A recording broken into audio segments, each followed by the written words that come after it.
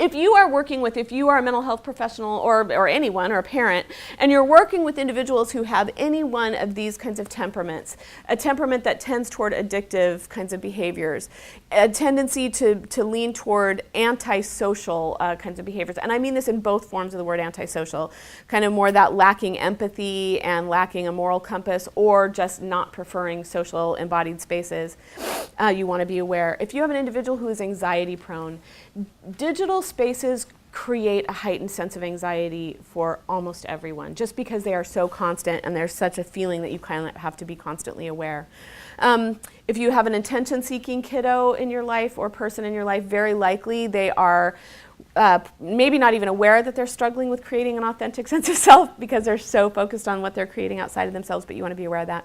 And then if you have a real kind of risk taker or a loner, those folks tend to find themselves more prone to over-engagement with screens, and you want to help them.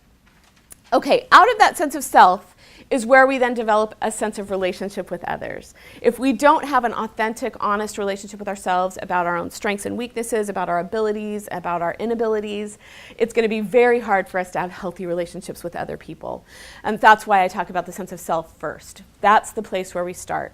A couple of, I think it's now months ago, a month ago, a researcher, a style reporter for the New York Times, republished these 36 questions out of a past piece of literature that were created by a social scientist to kind of, basically this social science experiment was that you find a person, in particular if you have a partner, your partner, and you sit across from each other and you ask each other these 36 questions and you listen to the answer, and then you follow that little interview session with 4 minutes of just looking into each other's eyes, and lo and behold, guess what happened?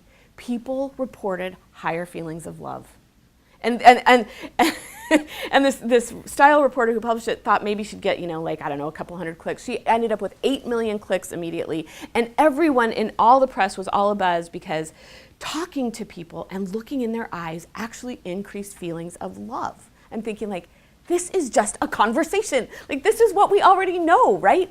We know this, and yet it is becoming a foreign kind of something we don't do anymore. And that's partially because we have these decreased attention spans.